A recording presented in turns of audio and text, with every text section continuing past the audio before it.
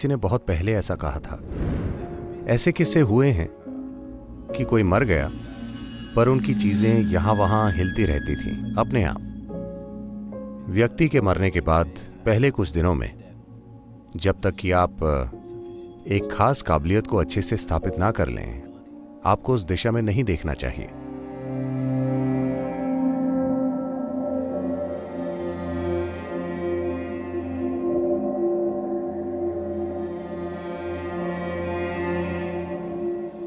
आपको ये करना चाहिए।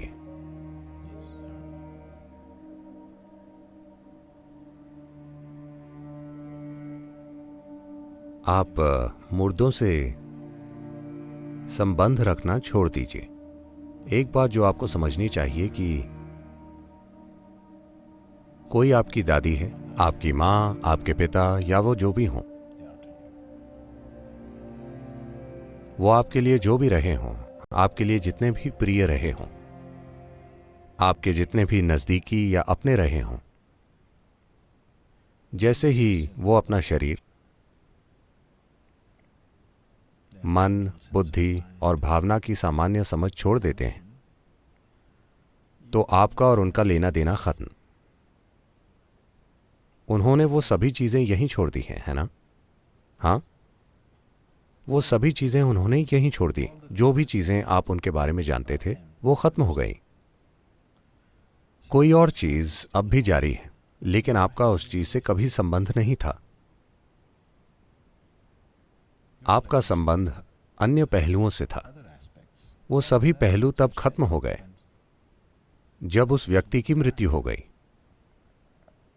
तो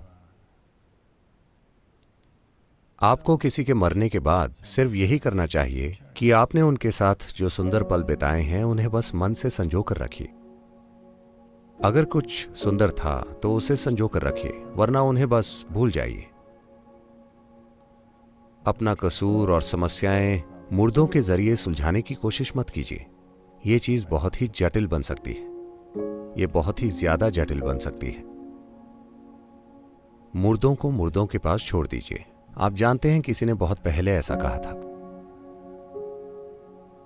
आपको मुर्दों को मुर्दों के पास छोड़ देना चाहिए। आपका उनसे कोई लेना देना नहीं है, जब तक कि आप में एक स्तर की महारत ना हो। आपको उस दिशा में देखना भी नहीं चाहिए, क्योंकि आप जीवन में पूरी तरह से फंस जाएंगे कुछ नासमझी करने की कोशिश में। देखिए, हो सकता है कि कुछ ऐसी प्रवृत्तियां हों जिससे लोग कुछ चीजें कर सकते हैं, लेकिन उसका कोई मतलब नहीं है। उसका कोई मतलब ही नहीं है। जिसके पास शरीर नहीं है, उसका भोजन, कपड़े या किसी भी चीज से कोई लेना देना नहीं है, है ना? हाँ, जब आपके पास शरीर हो तभी आपको भोजन या कपड़ों की जरूरत होती है। जब आपने शरीर खो दिया तो भोजन और कपड़ों से आपका क्या लेना देना? जब बहुत भावनाएं घुल मिल जाती हैं तो आपके अंदर और बाहर बहुत सी चीजें होंगी। आप वहां जा रहे हैं, वहां जो भी काम करना है कीजिए, अपनी साधना कीजिए। उस इंसान के साथ रहिए जो अभी जीवित है। मुर्दों के साथ रहने की कोशिश छोड़ दीजिए। बस अपने दादा के साथ रहिए जो अब भी जीवित हैं। उनके लिए कुछ बेहतरीन कीजिए, क्योंकि वो भी मर जाएंगे। मैं ऐसी इच्छा नहीं कर रहा, पर वो भी मर जाएंगे, है ना? तो जब आप उनके साथ कुछ समय के लिए हैं तो कुछ बेहतरीन कीजिए। देखिए कि आपके और उनके जीवन में कैसे कोई सुंदर चीजें हों उन कुछ पलों में जब आप वहां हैं।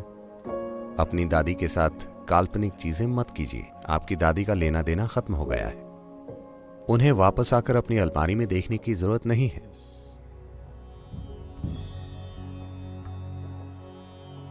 बस यही है कि जो कपड़े लोग पहन चुके हैं उनमें उनका कुछ अंश बाकी होता है। देखिए, इन सभी चीजों का भारत में ध्यान रखा जाता था। लोग इन चीजों को आम प्रक्रिया मानते थे। आत्मज्ञानी नहीं, साधारण लोग। ये संस्कृति का इतना गहरा हिस्सा था कि जब कोई व्यक्ति मरता है तो जो भी कपड़े उस व्यक्ति के शरीर के संपर्क में थे और जो उसके शरीर से बहुत ज्यादा संपर्क में थे, उन्हें जला दिया जाता था। कभी रखा नहीं जाता था। वो कपड़े जो वो व्यक्ति कभी कभी पहनता था वे सिर्फ खून के रिश्ते से जुड़े लोगों को दिए जाते थे और किसी को नहीं। बेटी को, पोते को, बेटे को या ऐसे किसी व्यक्ति को। और वो कपड़े भी आपको पहले 1 साल नहीं पहनने चाहिए। मृत्यु की पहली बरसी तक, जब तक उनकी बरसी ना हो जाए, आपको वो कपड़े नहीं पहनने चाहिए। इन नियमों की वजह यह है कि जब हम यहां होते हैं तब जिस भी चीज के संपर्क में आते हैं उसमें हमारी कुछ ऊर्जा जुड़ जाती है। अगर आप इन्हें एक अवसर दें तो ये कपड़े ही अजीब चीजें करने लगेंगे। आपकी दादी को आने की जरूरत नहीं है, ये कपड़े खुद अजीब चीजें करने लगेंगे, क्योंकि स्थिर विद्युत नाम की एक चीज होती है। आप अपनी कार के दरवाजे को हाथ लगाते हैं और झटका लगता है। ऐसा क्यों होता है?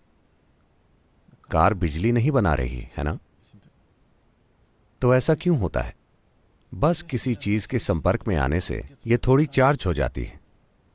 इसी तरह से जो भी चीज आपके शरीर से गहरा संपर्क बनाती है उसमें आपका थोड़ा सा गुण आ जाएगा।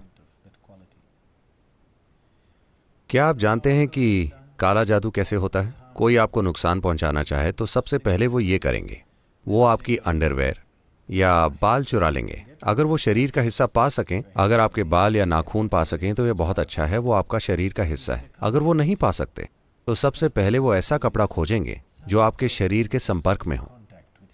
सबसे पहले आपके अंडरवेयर गुम हो जाएंगे। वाकई में भारत में लोग बहुत ध्यान रखते हैं। वो हमेशा ये सुनिश्चित करते हैं कि अंडरवेयर कभी बाहर न रखे जाएं, क्योंकि अगर एक अंडरवेयर गायब हो जाए तो वो बड़ी छानबीन करेंगे कि ये कैसे हुआ, क्योंकि वो ये नहीं चाहते कि कोई ऐसा इंसान जिससे आपकी कोई दुश्मनी हो वो उसे ले जाए। विशेष रूप से मैले कपड़ों को भारतीय घरों में बहुत ध्यान से संभाला जाता है। इन दिनों ये बदल रहा है क्योंकि हम उन्हें बस किसी धोबी को दे देते हैं जो उन्हें ले जाता है, वरना पारंपरिक रूप से इसका बहुत ध्यान रखा जाता है। उन्हें एक बंद टोकरी में रखा जाता है और घर पर ही कोई उन्हें धोता है। उन्हें कभी बाहर नहीं ले जाया जाता, क्योंकि अगर वो शरीर का एक हिस्सा ले जा पाए